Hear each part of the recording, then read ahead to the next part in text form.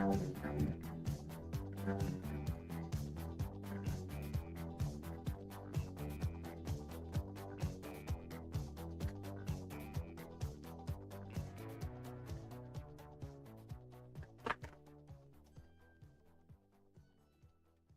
everybody. From the river to the sea, the new sphere will be free.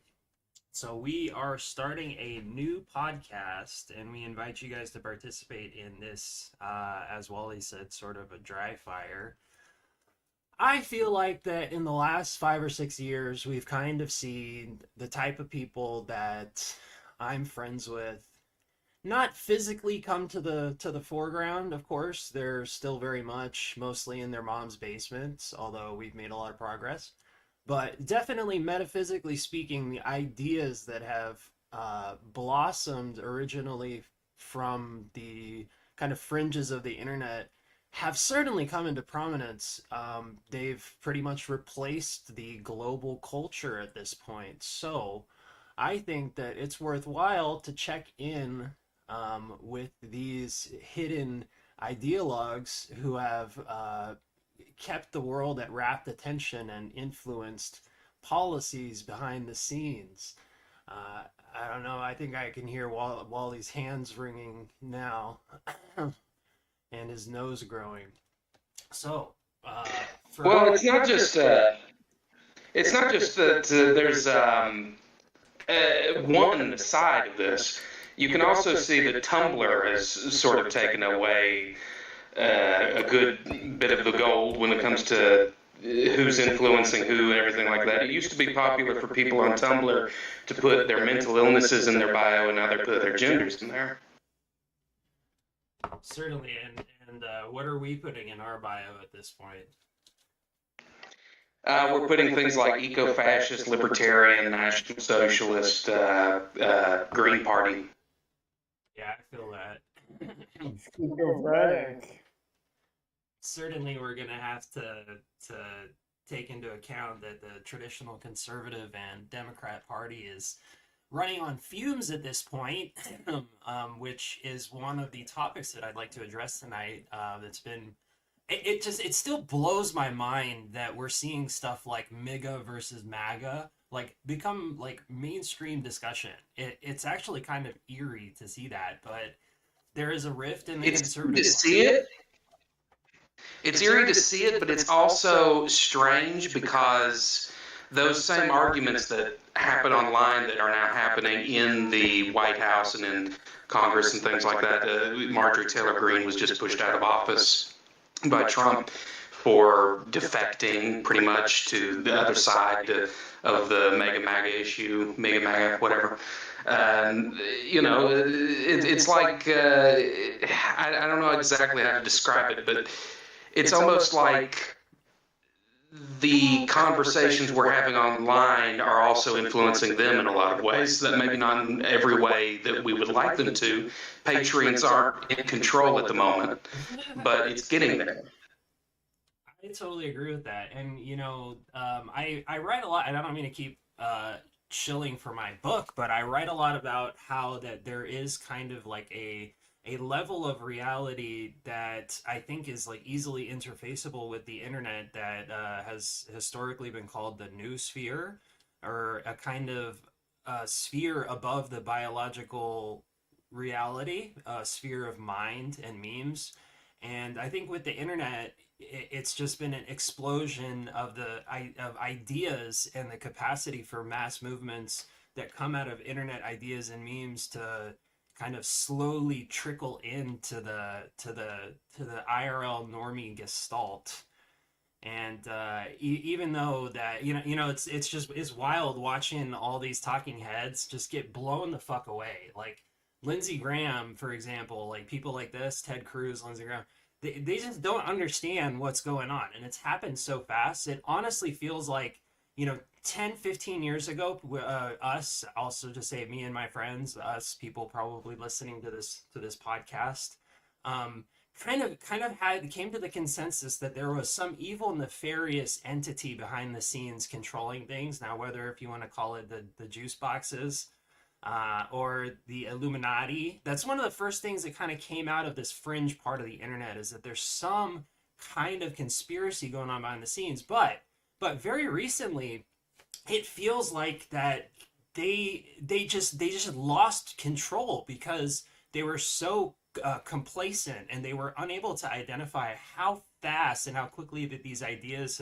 have penetrated the mainstream, and of course that with the breakdown of the centralized control of the mainstream media, that's kind of gotten rocket fuel into it. So yeah, that dynamic is still all over the world, come bubbling up to cause chaos amongst the traditional political parties primarily and first and foremost.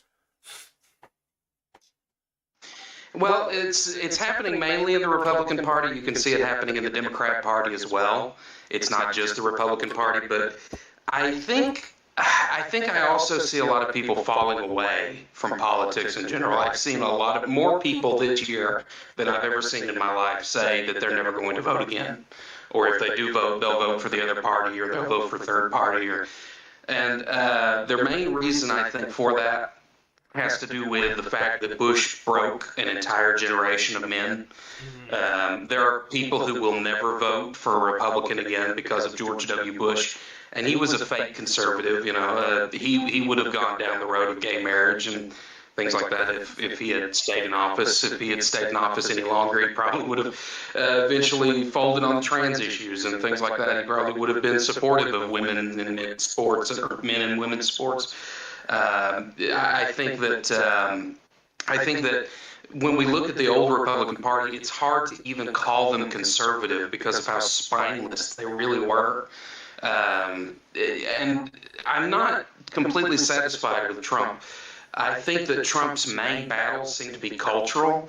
Like, the main thing he wants to dominate is the aesthetics and the culture of the United States of America, and that's what the battles that choose to fight. They always choose to fight these minuscule, almost meaningless little Twitter battles and things like that. And it's very important to realize when he steps away from a fight, like he did on the Tucker Carlson and Fuentes issue, and he said Tucker Carlson can interview whenever he wants. I think it is, freedom of speech and things like that. It's very interesting to see when he steps away from an argument that he sees that as a cultural fight not worth fighting. So in a lot of ways, I think that if you want to talk about an Israel question, I think that the Israel question is being, changed. It used to be unquestioning support of Israel. If Israel said that Iraq had nuclear weapons, then Iraq had nuclear weapons, but that doesn't seem to be the case anymore. I think the conservative old guard, they I mean, you're right. On one sense, they're fighting this, like, cultural fight, and certainly Trump understands the importance and prevalence of aesthetics right now. I think that if you look at traditional conservatism, they're still operating on an outdated model, and like you said, they didn't ever have like a positive message for young Americans, right? Especially when it's being undermined by people who do. Let's not even call it a positive message. Let's call it maybe an ideology, or like a living spirit of what they represent and what they want, a motivation and energy. Who has that? Israel has that. They're a fresh young country. They're mostly united. They have a shared vision. They have a powerful ideology that goes from top to bottom, that blends. You look at the very center, the root of Judaism. You have these like Kabbalists that are studying in these these schools, in Orthodox Jewish schools, and then right on down from the Only top, the men, though. only the men. No women. Alhamdulillah. And right on down from the top through politics and military and cultural affairs, Israel has this powerful unifying message, and that vitalizes them. Whereas in America, I think young people didn't really. What were they really on with conservatism? Lower taxes and Bible thumping, you know. I think that the American spirit kind of atrophied, and it just kind of rotted away after neoconservatism launched this futile, you know, global war against terror that has now sputtered and just left us kind of aimless and rudderless. And in the wake of that, you know, underneath the surface, ironically, which kind of, if you look at like the kind of anti-establishment sentiment in our lifetimes, it started with on the left. You know, when Bush was in power, most of the people, like let's say 2007, 2006, that were anti-establishment identified as liberals. And then when Obama took over, there was this kind of flip. But I think those same people who kind of started to question the message of the United States, the federal government, and kind of went inward to you know, figure that out for themselves, what ideology that they felt was right for the country. I think they kind of, you know, came into the wake of what Trump was doing and energized him, and turned conservatism into an anti-establishment ideology, which of course again people like Lindsey Graham and what the late John McCain and whatnot were completely confused by and are still struggling to come to terms with. So within, you know, like a phoenix rising out of the ashes, within the American zeitgeist, there's been this falling away of old paradigms that just didn't have any energy. And now we're left with this MIGA versus MAGA split on the right. And then on the left, you have this, like, you know, democratic socialism, whatever that means, versus moderate liberalism, whatever that is either. So you have the kind of, I think Drake, actually, who's a great YouTuber, he put it really well. He said basically that the fringes have become the Overton window, and now the centrists are outside of the Overton window fighting a battle against the center. Can I make a so Russell Kirk is an interesting figure in American conservatism. I don't know if he was an American. He might have been English. He was in the Anglosphere, at least. Let me say that.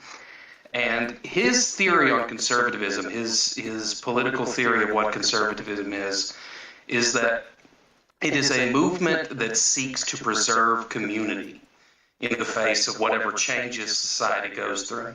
So society is going to evolve. Society is going to have these changes that take place within it.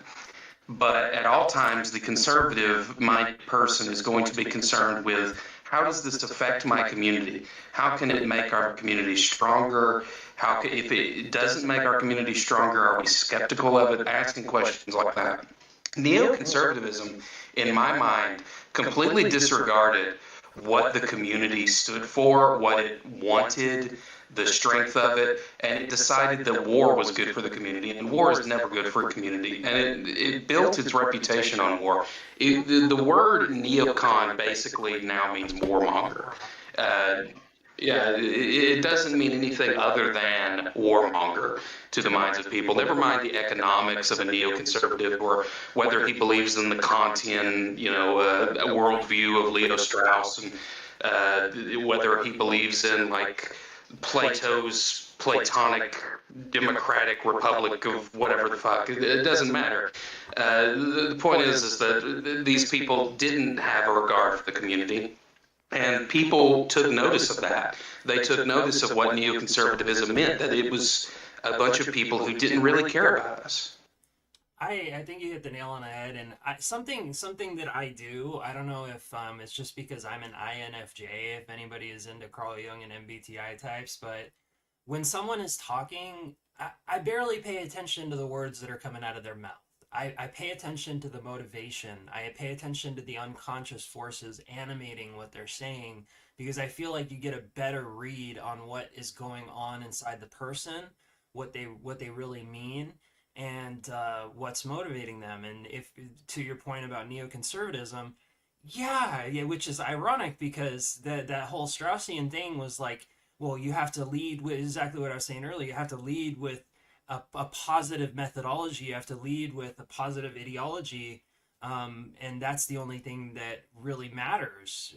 That, facts and logic don't really equate to much, but what does equate to much is a kind of transcendental reality.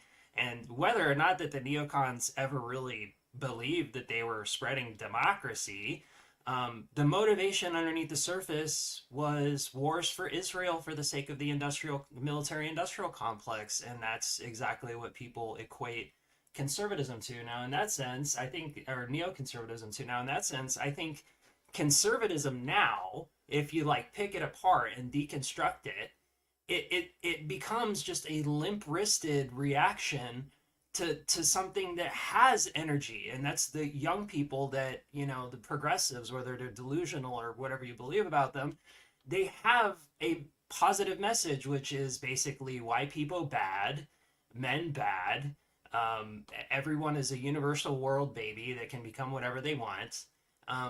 Conservatism in its stead doesn't really have a positive message. And I think that the reactionary kind of impulse of whatever you want to call it, the alt-right, or, people out of 4chan and these kind of sides of the internet, the Nick Fuenteses, I think they recognize that. And in order to react and to respond, and I always do feel that this is a reactionary movement primarily, even amongst ourselves, we kind of tut and ostracize the wignats and the super serious extremists who genuinely, go off on that side of the spectrum. I think that mostly it's a recalibration of that idea on the right of what it is that we stand for, and in doing that, because we have to respond to people like the progressives and now the lame duck normie conservatives.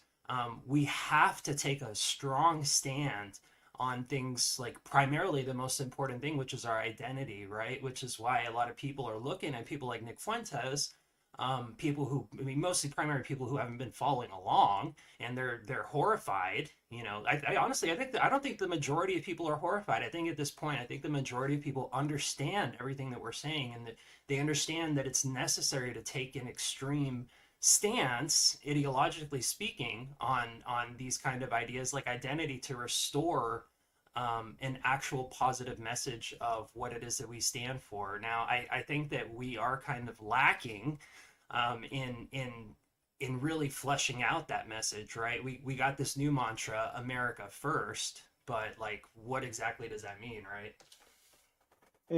So I think that America First, if it has any meaning, it needs to be something about how strong of a community we have to build for ourselves. I think that it needs. I think that it needs to be discarded. This idea that you can replace it with the hatred of something else. I used to believe that. Maybe this is kind of naive of me, but I used to believe that in opposition to other things, we could build an identity for ourselves, and I no longer believe that. I think that for the most part, people want peace. I think they want to live their lives healthily. I think that health is probably like a good thing for Americans to get into, to be honest with you. What were you going to say, Mohan? Um, it's, well, the people who are on the alt right now have been being, products of Project Gladio and kind of the left hand path of neoconservatism, a breakaway Trotskyism to establish a Trotskyite counter to China and Russia, have kind of been. It's almost like watching someone play racquetball, where you have these supposed outliers called outliers like Nick Fuentes, for example, who is only an outlier by, let's say, 200 to 100 years. And because of the sheer amount of information and the sheer amount of short form content in the internet, people's attention spans and spatial memory has shortened so much that they see a guy that's practically reciting Hobbesian and Lockean talking points as if it's new. And usually when that happens, the powers that be kind of co-opt it in some way, steer it in a direction that benefits them, because ultimately they still have some control over the narrative and some control over the algorithm. It hasn't developed sentience yet. So I think they have control over people. I don't know if they have control over the narrative. They certainly do, because we haven't seen you barely see anyone on the alt-right or anyone of like Tucker Carlson or Nick Fuentes mentioning anything of the metaphysical. Yeah, that's true. You never see them diving into like religious issues other than UFOs, which is creepy to me. I don't understand Tucker Carlson's obsession with the UFO thing. That's the one giveaway that ultimately their solution, whatever it may be. I don't think they have one. I don't think Nick Fuentes has a plan. Whatever it may be is going to ultimately be kind of wicker man of of paleoconservatism before Reagan joined the Republican Party. So wait, so let me get straight. You're saying that because of short form videos and people's ADHD, that even though you're making the case that people like Nick Fuentes do have a coherent ideology, but people just aren't able to digest it because they're so subsumed in talking and clips. Yeah. Well, okay. Let me ask you that. What do you think that the actual positive, not positive in the sense of like, oh, let's all hug and kiss, but positive in the sense of having a coherent, as opposed to negation message or ideology. What do you think that is? That Nick Fuentes has merely the consensus that we need to be America needs to be homogenous. America needs to be a sovereign nation state, and he repeatedly makes a point of he repeats that one quote of John Locke's. Is the nation state is the font or source of communal happiness. Doesn't he also have a big deal about Catholicism and getting everybody to be Catholic and following canon law and not, allowing people to have gay sex, which he wants so desperately to have himself? I wonder how serious he is about that. Because he himself has celebrated Mass in McDonald's at least twice, and has admitted to not believing in miracles. It seems to be the Catholic version of the ortho bro. I agree. Where you just join a religion because it seems quote unquote based and are not actually spiritually attached to anything. I hate to see that. Nick Fuentes burning in hell, yelling, "I was back!"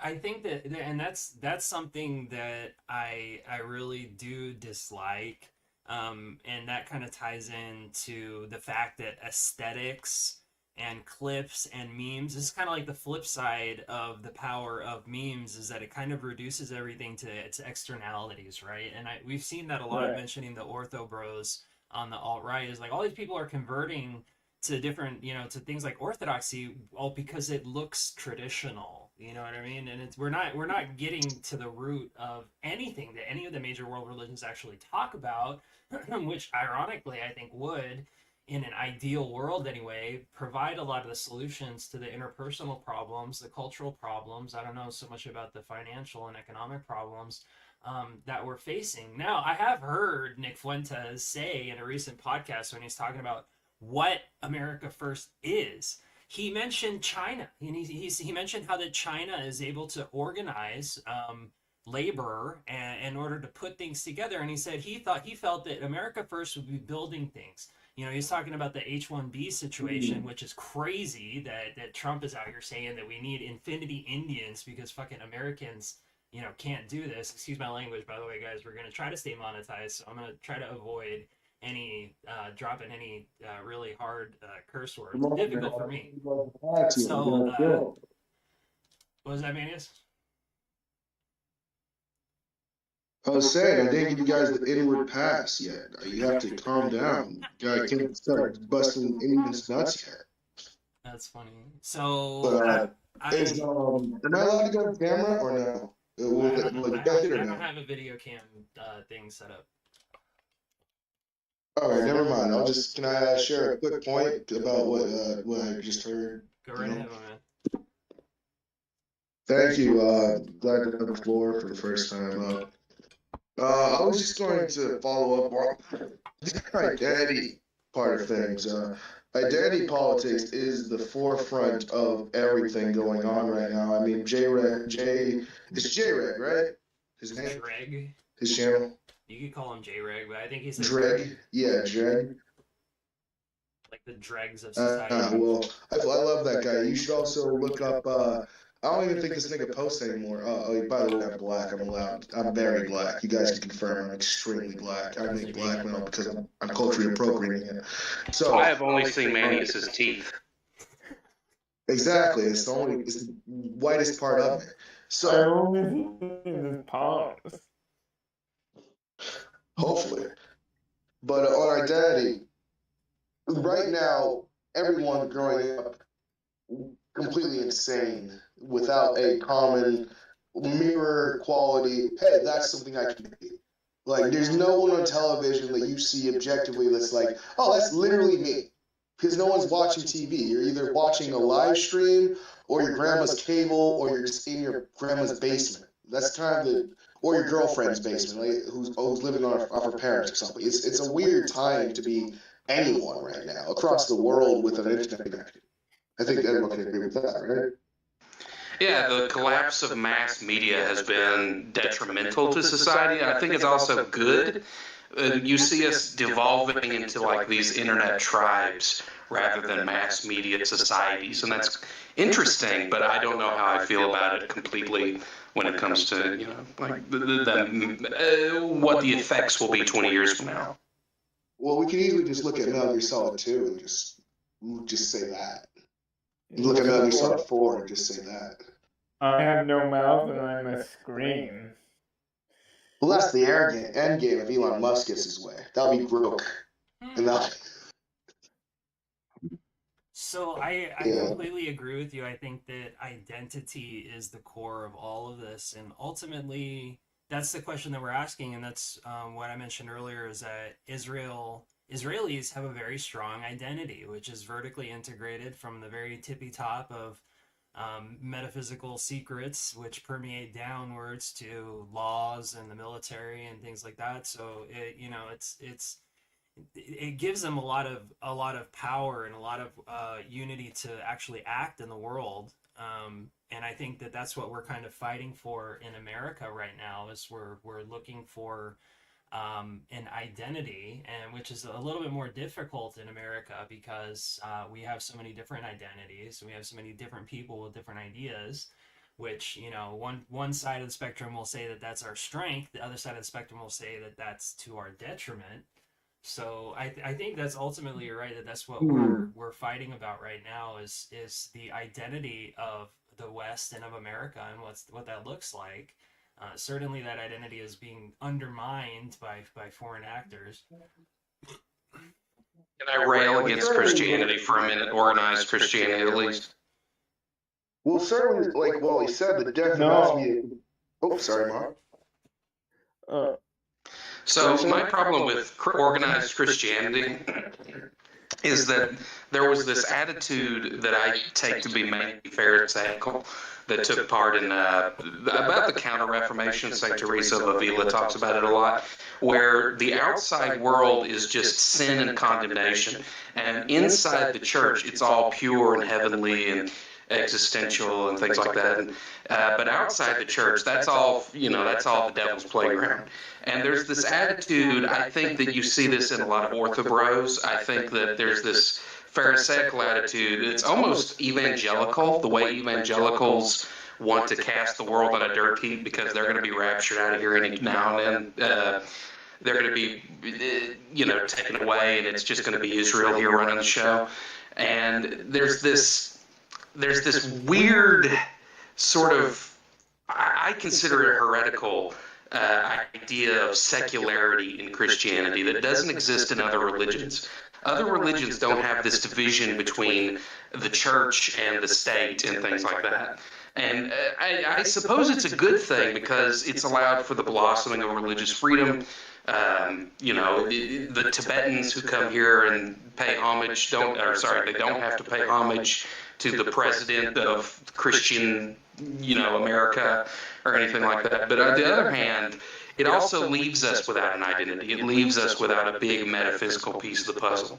Right. Well, ironically, I would say, this is still this point I was trying to make earlier. Ironically, I say, well, that's kind of what mass media gave America. Like, we had Santa Claus because of the way we do in America, not because we had so many pagan Germans, but because Coca-Cola wanted us to buy Coca-Cola.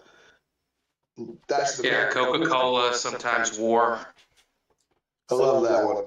But on that note, I was going to say real quick that the bacon and eggs, everyone here's probably been on the YouTube long enough to have seen the Century of the Self, and look it up if you haven't.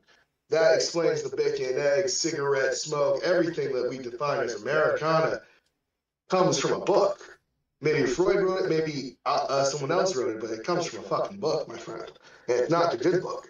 Yeah, the capitalists basically took the nascent psychological science and said, how can we use this to exploit people and sell them an identity so we can profit out of it? So I, for one, don't think that should be the American gestalt. And I think that a lot of people are realizing this, which is, again, ironic because we have so many grifters doing exactly that. And they're just exposed on Twitter now as having accounts in Bangladesh and places like that, making these America First posts. So everything is fucked up. There we go again.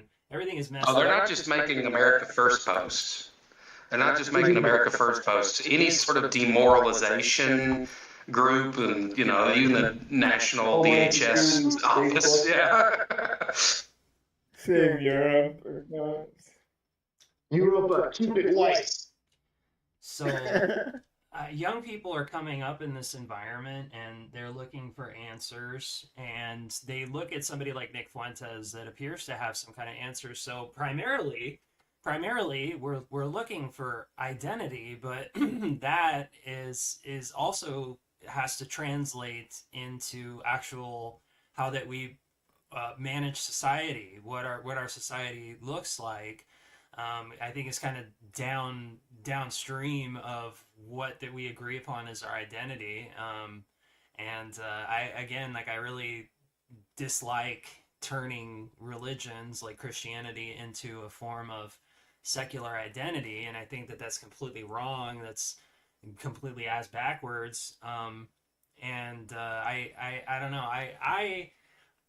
I don't see anything wrong inherently with identifying with your ethnic background. I don't see anything inherently, and as long as we're still telling these people over here that it's wrong to do that, and these people over here that it's empowering to do that, you're going to see all this friction and reaction against it. So I don't know what we're going to land on in America, but I intuitively feel that you have to be practical as it pertains to you can't just bring every single person from the third world to America and have it still be America. But at the same time, of course we can't just cut off our humanity and go whole hog on some kind of racial extremism. What about post-racial fascism? When you that's technically transhumanist. That's you get Warhammer 40K in that instance.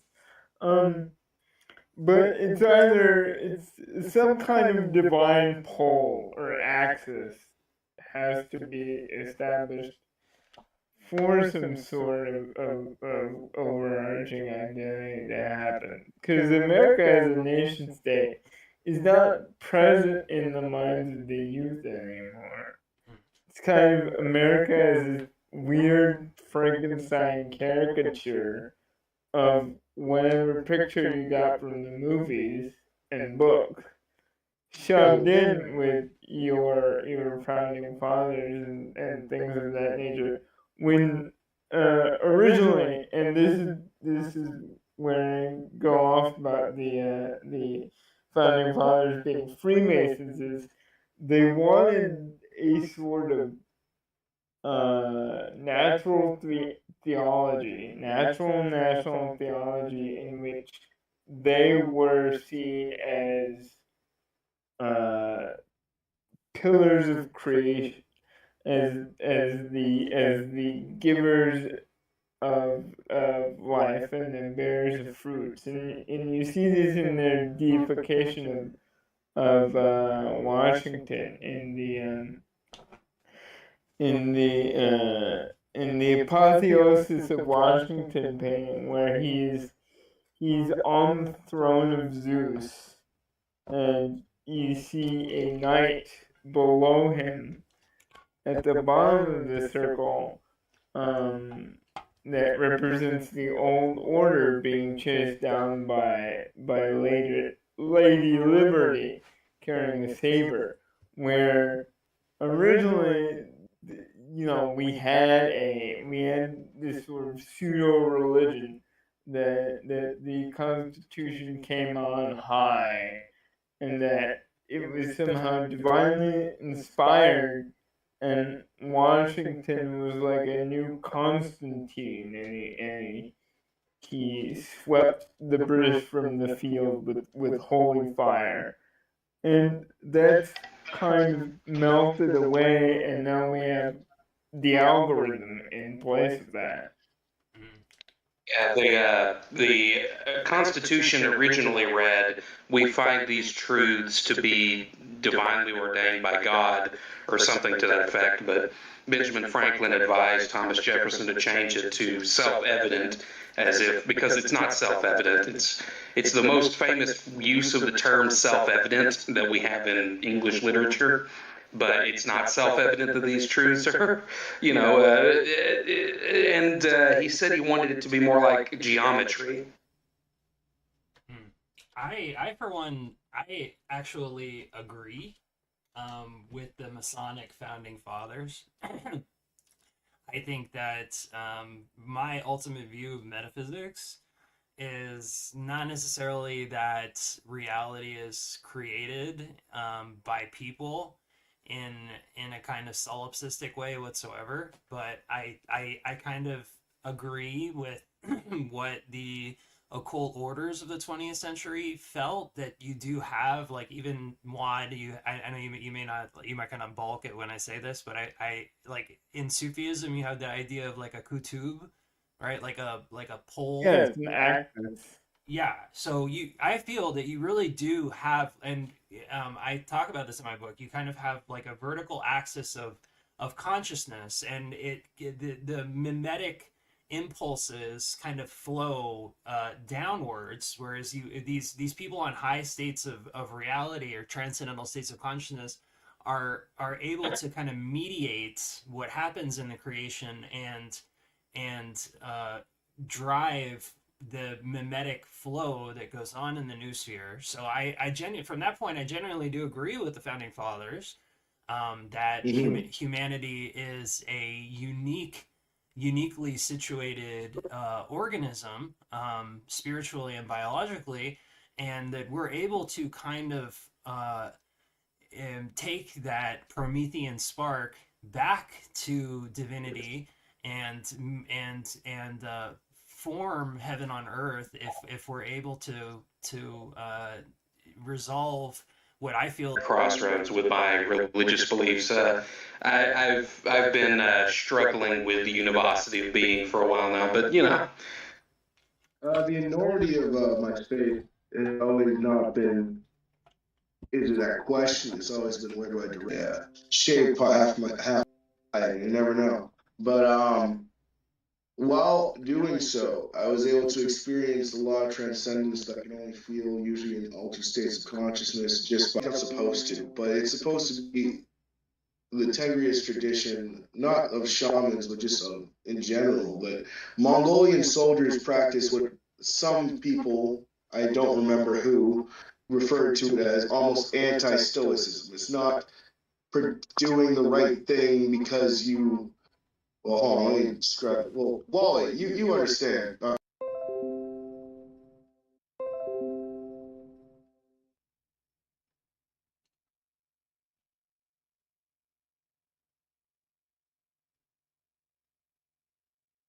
Universal laws that apply in every situation, like there are in, say, liberalism.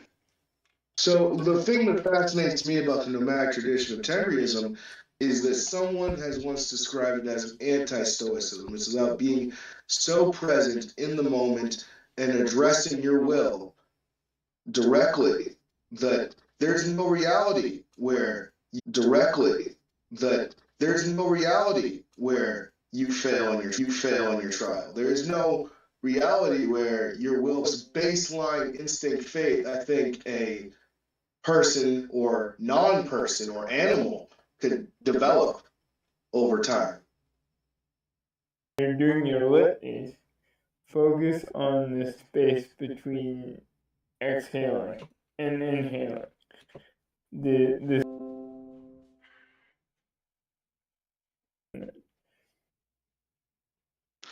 The only spiritual practice that's really has come to me from my own tradition has been the cloud of unknowing, which teaches basically a form of what is now called centering prayer. And it's basically what you would call mantra meditation, although there are forms of he's not here, I guess. MIA. I'm not sure what to do other than read the news.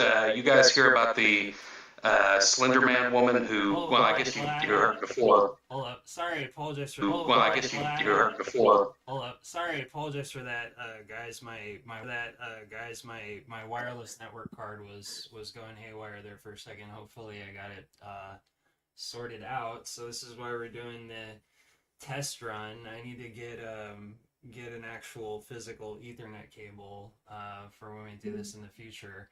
So I think we've gone off on a very long series of tangents, but we started with talking about the infighting in American politics right now, and we kind of honed in on the concept of identity, which is very important to all of that, and in how that we can develop a coherent national identity, which hopefully has a basis in metaphysics. But that's really deep down the rabbit hole. So let's return back to politics and try to keep it on more of a surface level for the time being. Let me just kind of go rewind and return to a more basic theme that's going on right now, which is MIGA versus MAGA. I know, Wally, you mentioned the self-ouster of Marjorie Taylor Greene right now over a lot of this stuff.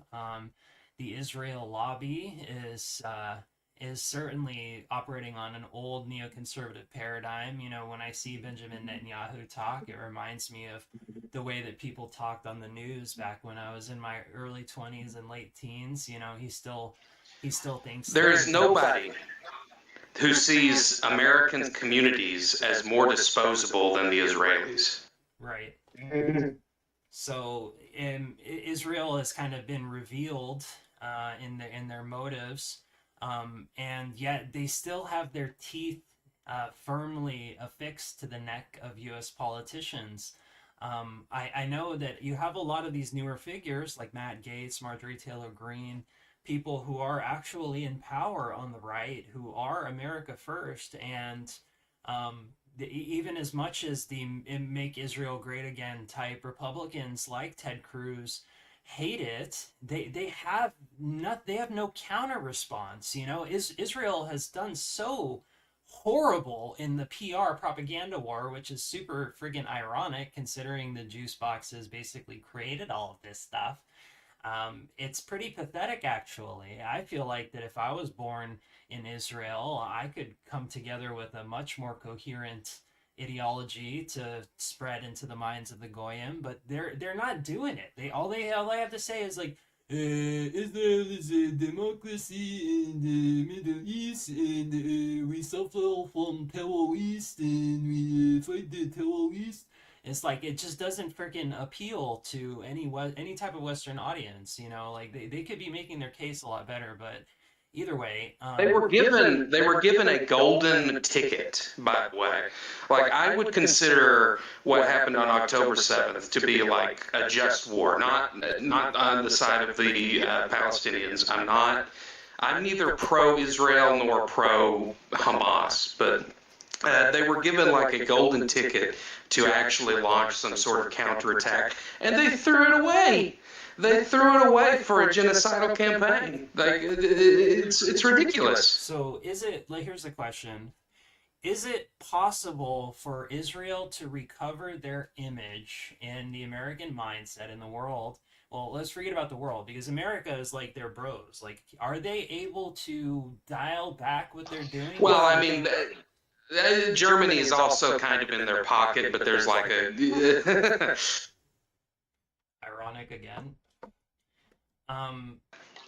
Yeah. Are they able to put together an updated message to recapture the American right? I don't see that they're able to do that. The only thing that they're doing and they keep doubling and tripling down on is Christian Zionism, and this is like it's weakening further and further. So, it does the MIGA crowd have a leg to stand on? Is it even possible that they can push back? I think they only need what needs that happen in order for the American public to be pro-Israel again. It's another 9/11. And that's what worries me because I see them backed into a I corner. don't think that's necessary. I think that more than another 9/11, they just need to divide and conquer. They just need to keep making more and more subcultures, infighting, more groups, more people. It's more of a who's going to call them out when they know they can just blame the nearest coward, you know? But are they I don't know. I kind of feel like we need another 9/11 too. Yeah, America's pretty divided right now. I feel you guys have no idea.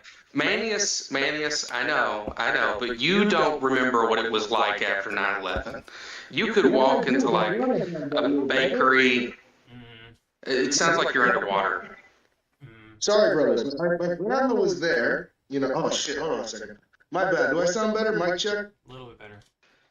And I remember clearly before and after 9/11. My grandfather had to drive down from northeast New England to South Carolina. And I remember this because my grandma died right before 9/11 or right after. Right. It was a very awkward summer. So to Walter's point, I think he was saying that there's an incredible unity after 9/11, which again was flushed right down the drain with these forever wars that had no, chance in hell of actually succeeding. Yeah, but I mean, I don't know. I kind of feel like after 9/11, you got to do something. You can't just take 9/11 on the chin and be like, we're the bigger man. Well, of course, but that was, that's the whole point. That was the whole point from the get-go was to launch those forever wars, in my opinion. right? I see. I see. Yeah. I'm on team 9/11 was real. That jet fuel can melt steel beams. Ain't no fucking. Well, we're going to New York and see if that's true. Because you'll then view, yeah. Because I honestly hate New Yorkers, but I wouldn't commit 9/11. It's just like New Yorkers to me are what any other like Albanian would be to a Croatian before the Balkanization. That's pretty funny. So Right. we're at a point now with the MIGA crowd that they have two options, right? They can either foment another some kind of 9/11 or something like that to try to whip people up into a frenzy of sympathy for them, or they, less likely in my opinion, they can try to repackage their whole spiel. Like they have to make right. And this is like realistically what I feel. Again, like, as a Straussian, someone who's I agree with everything that guy said. They need a transcendental spirit in their country from top to bottom, which is good. And if they were able to do that, if they were able to reform some of the nonsense that goes on in their country and present the image of the enlightened Jew that they all feel that they actually are, maybe that's what needs to happen for them to genuinely be a light unto the world. Take them along. And Hell only yeah. that. And that's the only thing that's going to recalibrate this disintegration of the goodwill towards them at this point. And I don't see that happening at all. I see that their leaders are corrupt. They're still operating on an old methodology. None of them are able to take advantage of the current, benefits of social media and mass communication. Even though, like, that's one of the things that Charlie Kirk said to them. Like, Charlie Kirk said that Okay. exact thing. Okay. I have an idea. Okay. Benjamin Netanyahu can pardon Jesus. They all convert to Christianity and become that would be epic bacon. Well, what about no, sorry, that's racist. I didn't get that pass. What about the Romani? Their whole like faith revolves around they stole the carpenter, like for Jesus' nail was like one of them, and he was a bad carpenter. Yeah, that's pretty funny. So I think in light of Israel not being able to put together any positive image of themselves, not being able to adopt radical reforms, I think that their image is just going to keep going to hell, and I think that that's going to translate in the near future to them losing a lot of influence in America. What do you guys think about that? No, I agree completely, and I think that they only know brute force at this point. Benjamin Netanyahu is not as clever as people think he is when it comes to manipulating people. I think that a lot of the Mossad guys who used to run intelligence campaigns, they must have retired or something, because it's just brute force now. It's just like beat them over the head with Ben Shapiro talking points. If they say something that could be, like Iran doesn't have a nuclear weapon, say that they're a Holocaust denier or something like that. It's just ridiculous levels of it's just unnecessary. You accuse them of something that's at a level of 4, and they'll say that you accuse them of like a 12. It's just completely out of pocket. I think that's happened with a lot of intelligence agencies and, to that point, governments across the world, is just that the speed of the development of communication technology, the speed of the development of how fast that things like memes have, generally, honestly speaking, have changed the way that people digest information and the way and what people think. I think that these old boomers who are in charge of these countries still are just incapable of keeping up with it. So they're fighting a defensive battle, like, trying to buy their own like influencers and shit, and that's just not going to win because they just don't understand it. They're not wired in, they're not tapped in to the youth. They're not, and young people, they want to, like we are talking about right now, we want to see a positive message. We want to see something based on truth and reality. And that's really the spirit of of millennials and Gen Z. I feel, I always harp on about how the millennials were the Pluto and Scorpio generation, astrologically speaking, which is all about uncovering secrets and um, getting a real idea of how the world operates behind the scenes. Like we want realpolitik. We want a positive message. We want our leaders to be representing us and not fighting these nebulous geopolitical struggles that haven't really yielded any fruit. Like, do we even really need like that old classic like American geopolitical talking point about how that we need bases everywhere and we just have to have the most powerful military in the world? We have to have weapons pointed at the necks of every single country in the earth in order to stabilize the U.S. dollar. Is like, do we even really need that? Has that yielded who's there to even oppose us? So I don't think that this kind of at the core militaristic view of history and of the way that the world is heading is really going to pan out. I don't think that we have any reason to be shipping off all of these weapons overseas in order to prop up our economy. I think that we need to dial that back, and I think that we need to, like, again, like I mentioned earlier, Nick Fuentes saying we need a national socialist American Workers Party brigades going out in the streets to mobilize young people and loop them into whatever cutting edge technologies and companies are driving our economic growth. I think that those need to be looped into education. I think that you could easily right now motivate young people to band together. They're so desperate for belonging and for identity, and start rebuilding this country. Like, our infrastructure is completely toast. We have no mass transport like China has. You look at a Chinese modern city, and it just makes us look like a freaking backwater. Now, why the hell is that? We have way more money than them.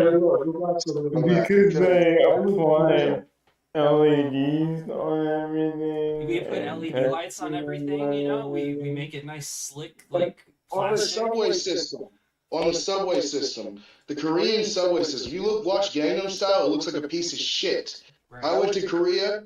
It's opposite. It looks like you're in Alienware, right. like commercials. It's So, ridiculous. And then so I go to New York and I go to Boston. The MBTA and MTA are owned by Philip Ang. This piece of shit's trying to charge people and hunt them down because they don't pay their fare when they up the price every fucking other weekend, and the Green Line can't run from Fenway to downtown. right. So It's these Calm complete. pieces down, of Angus. You're scaring the white women. It's a mess. sorry. It's an absolute mess. So I think that U.S. politicians need to be focusing on that, and I don't know. I think that that's what the America First message is going to be, and I don't think that the Make Israel Great Again crowd is going to be able to recapture the hearts and minds of the country in the way that they had in the past. I don't think it's coming back. So what does Israel do now? That their reliance upon the American politicians is tentative. I think they still have a singular chance, and that's that one chance is we still have to make the American fear of encroaching urbanization more than their genuine no wanting to stay out of world war, wanting to de-escalate. I think getting someone like Madani and all these foreign guys with funny names in positions of power just to cause a panic is their one hope of keeping that alliance, because then they can still cast themselves as our only democratic ally So in the region. you're saying that they drum up the fear of the Muslim menace more. I think I think that works more in Europe, but it really doesn't in America because we don't have a lot of Muslims in America. And the Muslims we do have are pretty nice people. They've managed to, yeah, they've managed to pretty much take office in places like Dearborn, Michigan, and they've been pretty aggressive after taking power. But for the most part, Muslims in America they're just neighbors. I'll tell you what it feels like to me when I see these Zionists like try to drum up this like anti-Islamic fear mongering. To me, it's just like I don't like either of you. You know what I mean? Like just because you're gonna present a one threat to the West in the form of Islamic migration or whatever the hell they fear that they're trying to imply that the Muslim socialists are coming to America. When I see that, I'm like, dude, that doesn't make me support you at all. Like, I don't care what happens to Israel. And unfortunately, well, I see your point there, but I also don't think it follows even from like a logical standpoint. Like, there's a lot of refugees from Syria. Therefore, what? We go attack Syria right, and create more refugees? It's all like very shallow and not well thought out in my opinion, and they just think that because that worked after 9/11 that it's going to work again, so I think even at this point, even if they were to do another, if there was going to be another thing like that, I don't think people would buy it. This huge resurgence of quote unquote anti-Semitism. I don't know if you guys noticed, but this shit it started after the Charlie Kirk assassination because like everybody low key on Twitter and on Facebook and on YouTube are like, hey, this kind of seems like something that the Jews would do. So can I black pill you for a minute? So my theory is that the left is always giving the right permission to be naughty. And when the left started acting anti-Semitic, the right said, well, I guess it's okay to be anti-Semitic now. I disagree with that. I think that the left has kind of had not even an anti-Semitic streak, but definitely an anti-Zionist streak. I think that the left, like, just by their very nature, sees, quote unquote, white people in Israel oppressing, quote unquote, brown people in Palestine. And they're just like, yeah, this is the same as white colonialism and these guys are bad. I think the kind of contemporary anti-Zionist sentiment on the right, I think it's more well thought out than that. I think it's like right wing people, especially like young right wing people, who are looking behind the scenes and saying, okay, how does our financial system work? What's going on with real estate? What's these very real things that affect young white people primarily, first and foremost, which are the new conservatives are young white Gen Z males. They're like, where is all of this shit coming from? And they look at on a cultural landscape, on a financial landscape, on a business landscape, on universities. They're not able to get into university because all of this anti-white programming. So I think that's where that came from, is just like looking, the same thing that kind of happened in Germany when the Austrian painter, writes that he noticed that all the newspaper articles that are anti-German just happen to have particular names associated with them, I think that's where it started. It started on 4chan on Poll when, we're posting all these articles and, oh, look, it's another insane article about how, having your kid become gay and transgender is actually good, written by, Shlomo Sheckelstein. I think that's where that came from. Like all of those news articles that constantly got posted on Poll, and every single one, had the same surname. I think that's the root of what's going on in the right. And yeah, I can see that sort of. You could say that they became a keen observer. Right.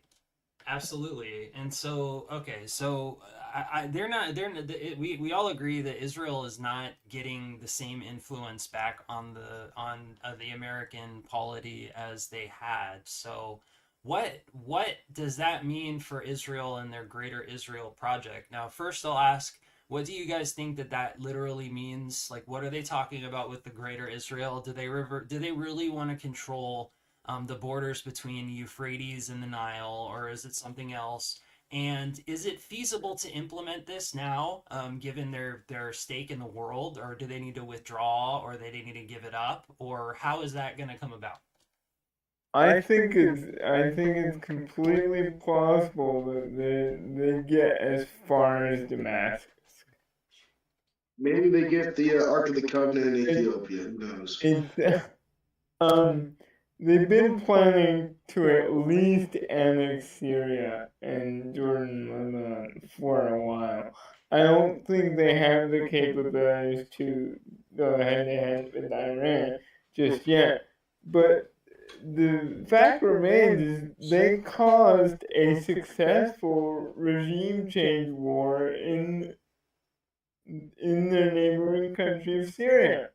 And they got a quote unquote democratically elected leader as head of the government now, who was and probably still is a member of Al Qaeda and a member of ISIS at the same simultaneously. All right. Well, that that's one thing, is to decapitate your nearby enemies and kind of to prevent the threat of another 73 war, or another invasion from their Arab neighbors. I think that's primarily got to be their number one political strategy, is to prevent that from happening. But on a further level, on a more tinfoil conspiratorial level, do you guys think that they really genuinely want to expand their physical borders? I mean, it's not even a question of whether they do or not, because they're currently doing it as we speak. They're currently doing it now. So, But yeah. how far does that go? How far does it go? To Damascus, to Lebanon and Jordan. You think so? Yes. What's the timeline on that? The timeline on that is instead of once America reaches the tipping point of disillusionment, where the republic dissolves and we're all balkanized and then war bands in the next 20 years, I think they would have the green light. I think they do have an armament that's at least capable of knocking out both Jordan and Lebanon. They still have the backing of the Saudi government. So that. Good. And with the backing of the Saudis and the Chinese, when America sends arms to Israel, they don't use the majority of the arms we send them. They send a lot of the munitions and the plans and the technology to China for big bucks. So there's definitely going to be, when they move against their Middle Eastern neighbors, there's going to be help from the Asiatic and the Saudi regime and the regimes of the UAE, because that was the whole. That was the end goal with BRICS. Now that is the hot take, because that is the opposite of Nick Fuentes' theory that Israel wants to start World War III with China and get us all in Iran, Russia, and China on one side, and America, Israel, and Europe on the other.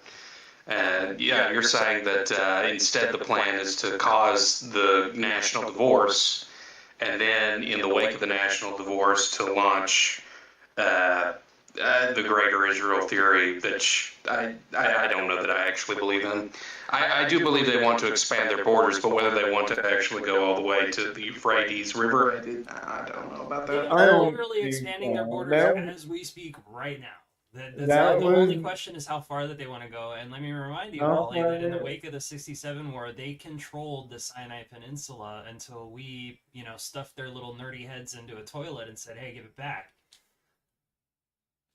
Yeah. I'm not saying that they don't want to expand their borders. I'm just saying, I mean, there was literally a plan to in the 1900s, the 19th century, early Zionist plans. But I gotta admit, the Benjamin, oh man, what's his name? You could probably help me out on this. The Nietzschean Judaism guy. He was ballsy. He had a lot of big Jewish plans about taking over the world. That sounds like an anti-Semitic canard to me, and I don't know exactly who you're talking about. So, let me ask you guys this: all things being reducible to the Latin axiom of cui bono, right? Who benefits? Do you think that the slow and gradual creation of the Jewish state in Israel was a side quest of the two first world wars or the primary objective of the first two world wars? I would say it was a side A quest, side and quest. Theodore Herzl was who I was thinking of. Theodore Herzl, not Walter Benjamin. There you go. The founder of the nation of Israel.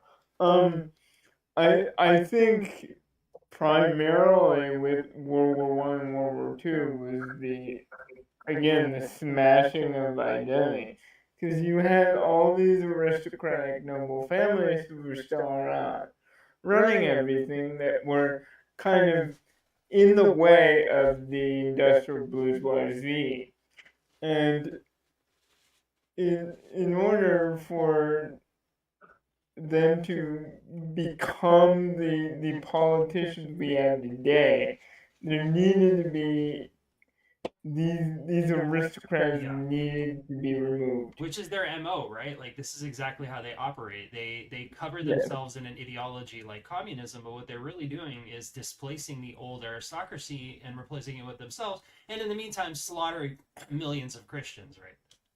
Yes. So it was the Balfour Declaration and the Sykes-Picot agreement that they had with the Hashemite Caliphate after the dissolution of the Ottoman Empire was just so that they could have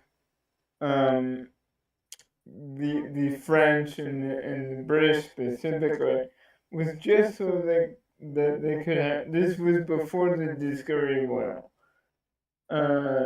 Just so they could have a counterbalance to the Bolshevik or Soviet bloc. It was mainly meant to be what India is now, which is a giant textile shop. The they were content to let the Arabs think that they were going to have a state until the Balfour Declaration and carving up the Ottoman province of Palestine into twos and then into threes. But there was always this sense of, oh, we just keep the Arabs in our pocket as a boogeyman for that we can throw at either eastwards towards Russia or westwards towards the United States. I'm speaking from the British point of view, at least the imperial British point of view, until the focus group who was paying Winston Churchill decided, no, it'd be way faster if we just make a Commonwealth of Nations, and left Israel as a kind of bullet sponge. So let me ask this: what was it about the rise of the German Empire in the 20th century that provoked the First World War, from the lens of let's just make the assumption that the British Empire was a vehicle of these international financiers, the same way that the American Empire is today. You know what I'm trying to say? So the Austro-Germanic Empire did not really have an identity of its own. There were two people that did not speak the same language. There were two people who didn't have the same culture or even the same religion. And then they decided, well, you know what would be really great is if we could just launch a war in Serbia. That'll give us a national identity of our own. See, the whole, blaming Germany, specifically for the outbreak of World War I, was a move to the economic reasoning behind it was that Germany did not have a private central bank. Is that is that true? Yes. I see. It was only partially private. It was acknowledged. So that's the old MO. Real quick, that's the old MO of these people. Yeah. Is not only to go against the central banks, but that was the Masonic credo, which is kind of hilarious because you get these protests that are bankrolled by these same people nowadays called like no kings, right? Like that's exactly what the Masons did. Yeah, the old Masonic revolutions, they toppled the royal families because, well, hey, it's a little bit harder to control when these nations which are ruled by families that are Christian or not beholden to finance. It's harder to put the screws on them. And by the way, they're able to pluck up anybody that they feel like and throw them in prison based on concern. They're being beholden to their people and not the money interest. Yes. So with Austria-Hungary and with Germany is the Germans, rather than, or the Germanic peoples of the continent, had a completely different principle of economics than England and her colonies, because one of the main opponents to Lockean economics was a German economist by the name of Adam Mueller, who theorized that you could still maintain a monarchy with a money economy if that money economy was in the framework of a kind of medieval guild system. And this is exactly what Giovanni Gentile and Mussolini kind of transfigured into fascism. So you have these two different opposing economic philosophies going head to head, and one lost and one won. But with the fact that they what happened to Austria-Hungary, and this is where it gets very into the metaphysical, was that the Crown Prince Rudolph had eloped or had an adulterous affair with two commoner women, and he ended up unaliving himself in a cabin with one of them, and that caused that is why Franz Joseph picked his nephew, the Archduke. The funny thing is, the Archduke himself wanted more autonomy for the provinces of the empire, so much so that it would have looked like the U.S. system of federalization. So are we So if I could just jump in there. if I could just jump in there, the Austro-Hungarian Bank did exist. It was founded in 1878, and it was the main issuer of currency called the Austro-Hungarian Gulden until 1892, and then it was replaced by the krona. Yeah. Was that a private central bank or? It, I believe it was a binational bank. It was operated by both Austria and Hungary, but I don't know if it was. I think it was supposedly like owned by the king himself. yeah, they were all owned by the royal state. In fact, they were part of the royal state. The only country with a monarchy where the national bank isn't considered an estate of the royal family is England. They're not allowed to even enter the premises. They have to dress up. They have to have some guy dress up in an apron and a top hat with a staff that lets them in this gate. That's funny. That's based Willy Wonka's Money Factory. Well, like Freemason's Money Factory. Yeah.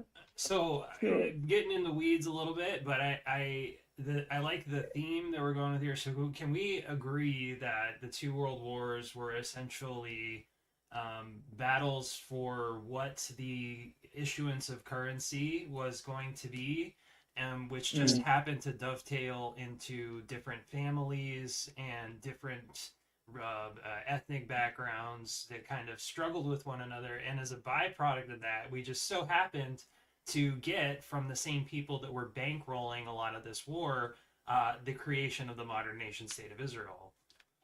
Is that an open question or just yes or no? Feel free to address what I said any way that you like. That's a good question then. I would say freely it would probably be just a human unaliving ritual more than like. Well, if we're going to be the reason why I said that is because I'm asking the question: are we looking at a decades long plan which may be coming to a head in a third world war, in which in the rubble of the third world war we see a greater Israel which fulfills their messianic fantasies? Well, if that's the question, I would say I would use that quote. I don't remember who made it, but it's in Modern Warfare 2. It doesn't matter what weapons World War III is fought with. World War IV will be fought with sticks and stones. It's Einstein. So I sort of feel like maybe this is metaphysical on its own, but I feel like there was an inevitability to World War II and also to World War I. All the wars of Europe had led to this situation where, Serbia had a treaty with Russia, and Russia had a treaty with France, and France had a treaty with England, and the Austro-Hungarian Empire was bullying Serbia, and then I know that Moat doesn't want me to blame Germany for what they did, but they kind of did step in it. And it was inevitable that they stepped in it. And there was this inevitability to World War II as well. I think Churchill talked about it in the Gallipoli campaign when he was sending those men to die. He said there was just this cosmic force behind him, like he was sending people to their destiny or something like that. And you look at George F. Patton, he said pretty much the same thing. Of course, Adolf Hitler, he often said the exact same thing. I think that there was something providential about World War I and World War II that was just, it was just a human death ritual. So there needed to be the opening of the Kali Yuga. So the point that I raised about that, and the reason why I mentioned it, I do think that I don't know whether that I would call the creation of the state of Israel as a side quest of World War I and II. nor really the primary objective. I think those people saw an opportunity and they jumped at it, and it just so happened to be in a particular time frame when a lot of European Jewry was looking for a new identity, and this guy came along and created Zionism. Converting to Christianity wasn't working out, and so they jumped at the opportunity to create the modern nation state of Israel. So Muad, you said that you think that what could happen is there could be a balkanization in America, which would create a power vacuum that Israel could step into. Yes. Have you seen the theories of Sheikh Imran Hussein about all this? Yes. Give me a quick rundown for our viewers of what Sheikh Imran Hussein says about the Akhirul Zaman and Pax Judaica. He thinks that Israel is Gog and Magog, along with China and Russia. Fringe. So he says that that there's a verse, I believe, in either the Quran or the Hadith, which talks about how that at the end times will be like a day which is like a week, a day which is like a month, and a day which is like a year or something like that. And he equates that to being the British Empire first, the American Empire, and then the future Israeli Empire. So yeah, he does do some crazy stuff with the timeline, but there is this.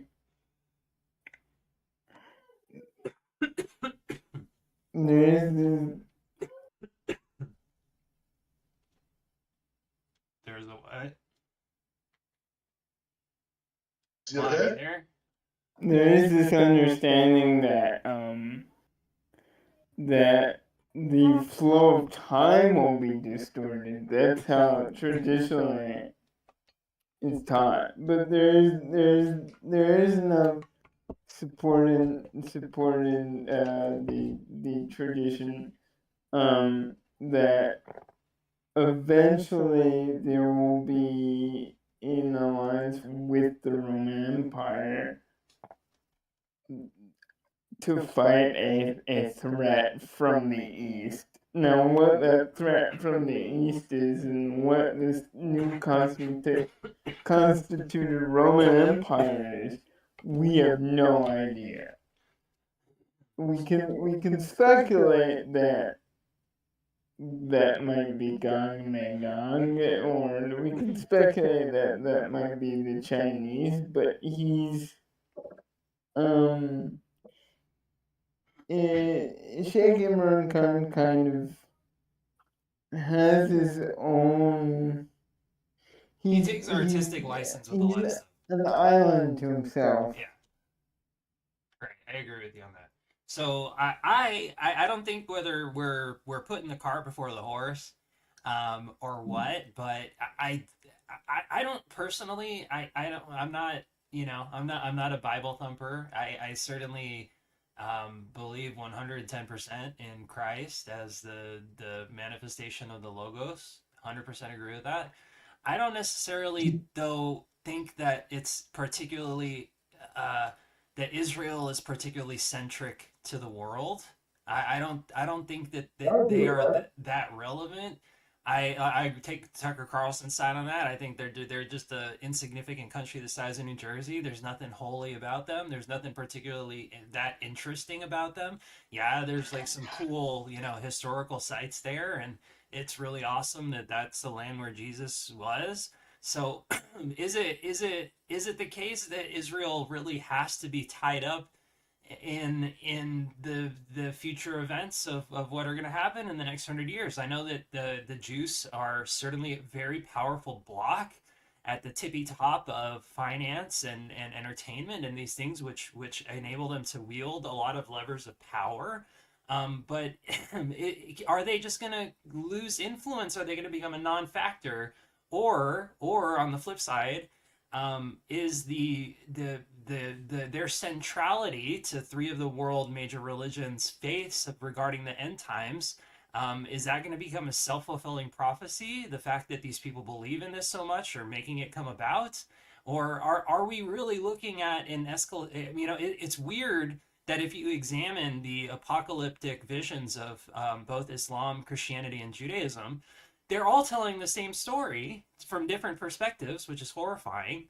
But Israel is central to that, and there is either a false messiah, which predates a golden age, or according to the Jews, the false messiah, the Dajjal, is actually the actual messiah, and that leads to a golden age led by the Zionist state over the rest of the world, where they'll enslave the goyim or be a light unto themselves, or whatever the hell that their view is. Now, are we locked into that timeline, or are they just an irrelevant non-actor which will be replaced by something new and novel?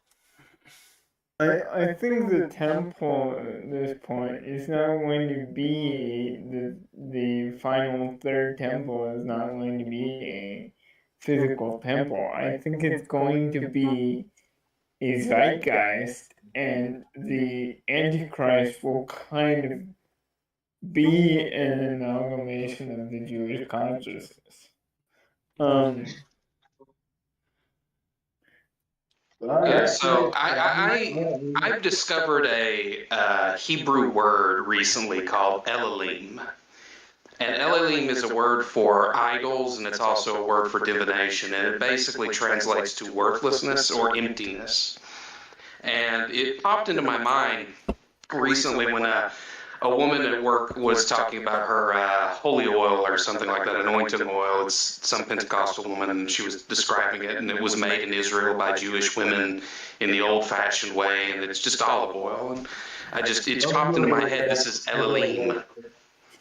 And I think of a lot of the monuments in Israel as that it's kind of this weird idolatry for the places and the things and the graves and all this weird stuff. It's meaningless to me, at least, and I understand that there are Christians who don't see it that way, and they would like pilgrimage sites open and things like that. And so in that way, I suppose Israel can be important to some Christians without them being necessarily Zionists.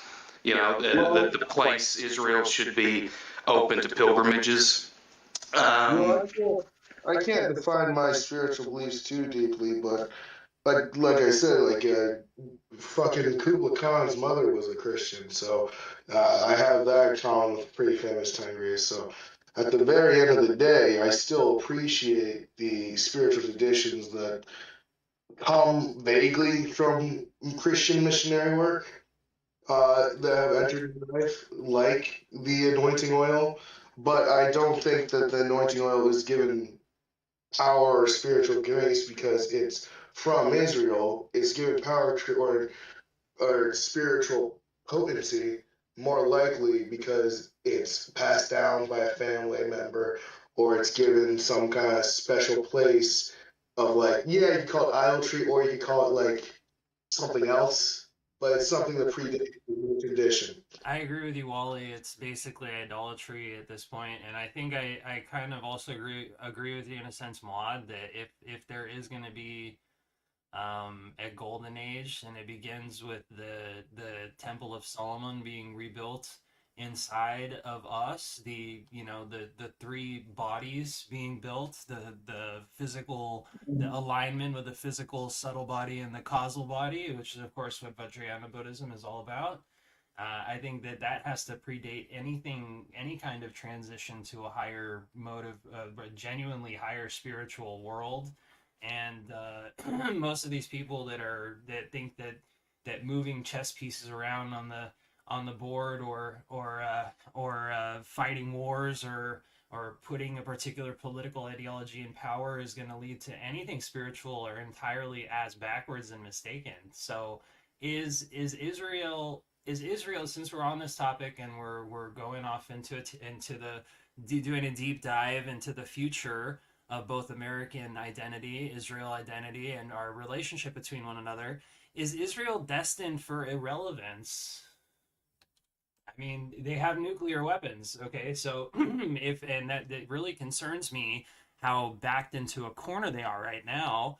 But Well, if you believe war is as serious of an issue, then you shouldn't worry about it. There's dirty bombs all across the planet. There's broken arrows across the planet. right, but there's I the thing about Israel that puts them that makes them so confounding, right? Is that they're not just any other country. They have a diaspora. They have a diaspora which has Well, all to the be honest, money what I tell you, and you should be influence. more afraid of individual actors with dirty bombs. They're less logical than Israel. They have a diaspora which has all the money and influence in the world. So it's not like that, like Tucker Carlson tries to do, that we can just tut them and say that, okay, this is an irrelevant country the size of New Jersey. We're talking about a rogue state that is literally they've quote unquote but they're proxies like the Communist Party and the Freemasons have fought a global revolution up to this point to unseat all of the old centers of power, all of the old aristocratic families in the earth, so that they can grow this octopus of finance and influence that they've spread out over the world, and that they've defended through the world wars up until this point. We're dealing with people that have been pulling the strings behind the scenes up until now, and now just recently, like, they're exposed. So what happens from this point? Like, are they going to continue to sink their teeth into the world until they provoke a fight against them? I don't know if you guys seen this dude that's been doing a lot of lecture series on YouTube. He's an Asian guy. He's like a professor. I kind of don't. I forget his name. I kind of don't like the way that he gives his lectures, because I feel that he's just kind of being facetious and kind of manipulating people who are easy to, you throw a bunch of buzzwords at them, and a bunch of, like, kind of subjective takes about history, and like you just, like, he keeps the people that watch him like spellbound. And I don't agree with a lot of the shit that he says, is like kind of just assumptions. But one of the things that he does say in one of his lectures about Israel is, he says that Israel wants the whole world to turn against them, because that's in their eschatology, that the whole world will rise up against them. And it's exactly at that point, through some kind of, like, inverted um, um, like momentum is gonna actually turn against the rest of the world, and leave Israel on the top of a global, or at least of them being a world power after some kind of conflict happens. well, The that Messiah will appear and save them all. I the think that already the happened. the Jewish authorities said that event was World War II. They said the same thing about that in World War II. Yes. So is this just It a was perennial? after Is it it was perennial? after the world declaring war on them, they were able to achieve the state of Israel. So, But the world didn't declare war on them. Germany declared war on them. well, Germany and the majority of Germany and her allies, which was a huge portion of the world. That included, I mean, the Waffen SS was the most racially diverse fighting force the world has ever seen. That's pretty cool. Um, Just like the alt-right now. Yep. And a lot of Indians. What bothers me is the old plan of Majesty 12, which stated that if Israel was ever seriously threatened with annihilation, is that they would launch every nuclear warhead they had to each of the capitals of the surrounding nations, and to the capitals of Europe and Russia. Right. Which they threatened with in the 73 war. Yes. Mm. So it seems as though if they do if they do lose any national station or goodwill, that they are going to either nuke the planet or um, be like the Romani and restart the cycle all over again of being exiled Mm. and remaking another nation. So, so we're in a position now, which it's horrifying to me because the world, the filter has come off. Again, like it's so fascinating to be a millennial as a part of, again, mentioning the Pluto and Scorpio generation, because I remember, I'm old enough to remember back when the veil was still very thick. When you know, I I remember back when I first got into meditation, like when I if I would tell people that I did, like, that I practice meditation, people would look at me like I'm crazy, right? And now, like, when I talk about that with people, like, they're like, "Oh, that's so cool." Woo, woo, woo. Yeah, you know, even though their attention is like so screwed that they can't sit down and focus for 5 seconds regardless. So they like the idea of spirituality, but not the spirituality in itself, which is a whole another problem. But I'm old enough to remember back when the veil was still thick, and nobody questioned these things. People just kind of tuned into the nightly news and their TV shows, and they didn't really question much of anything. And I think that the powers that be have really screwed the pooch by disturbing the sleep of the goyim so much, which, you know, magically just happened to coincide with the internet. You know, these people went a bridge too far on a lot of different levels, financially with the 2008 crash, with the wars of aggression in the Middle East in response to 9/11. Right at that time, the very factors at play in the geopolitical stage, which were provoking people to question just what the hell was going on. Right at the time, you had YouTube. You know, you had the internet becoming popular all across the world, where people could ask these questions, and they certainly came up with these answers. So I think now, and like we mentioned earlier, the powers that be really haven't appreciated how much that dynamic has changed. You know, you see Bibi go on in the UN and on the US Congress, just doubling and tripling down on his old rhetoric. I think now we're at a stage where the veil has been lifted on what these people have been up to over the last 300 years, and it's now almost explicitly blamed on the juice. Like, I'm old enough to remember when we used to throw around words like Freemasons and reptilians and stuff. It's almost like it seems almost like silly now to even presuppose that it's anybody other than them, right? So they have very few friends. They're losing friends by the moment. They have not shown that they are changing their policies in any way, shape, or form, or that they've had any type of realization. You know, they're like a a narcissist, you know, somebody that they get called out for their poor behavior, and they just turn it right around and try to project on another person.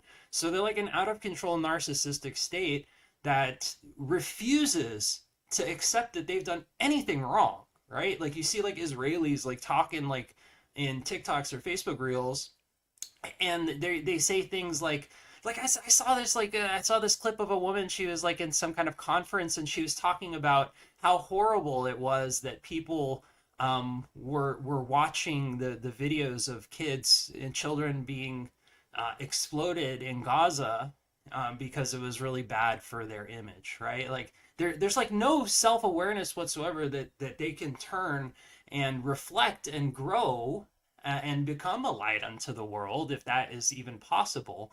So I think that, given that being the case, we really are only left with one of two options happening with the future of Israel. Now, the first one is that they continue to behave in a rogue state, and you know, who the hell knows what turns out, what turns out from that, where they're just like raising the pressure on themselves, you know, like a kettle, and eventually people are going to get sick of it and want to do something about it.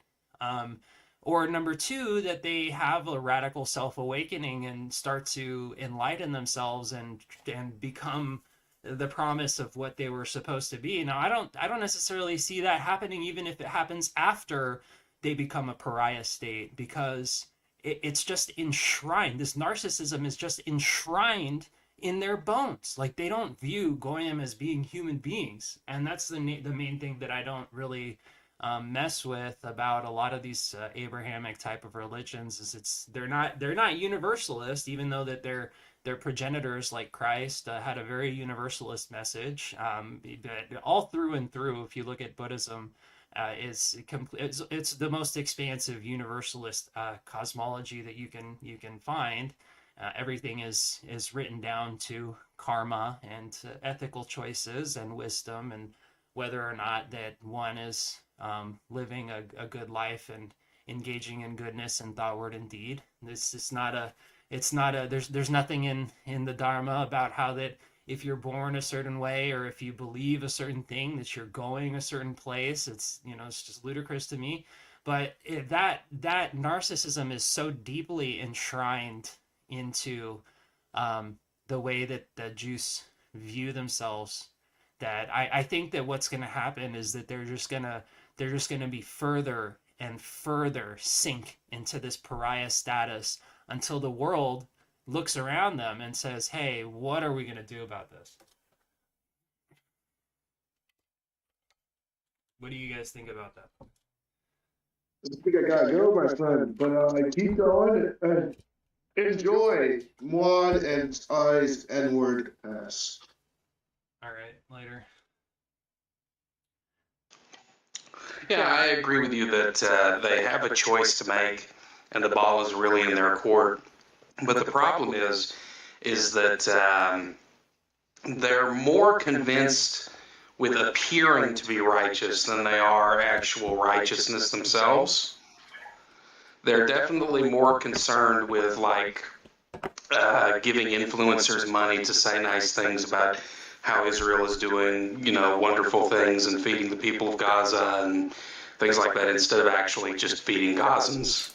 No, I agree with you 100%, and I think that the reason being for that is that they haven't really felt the pain yet of the consequences of their actions.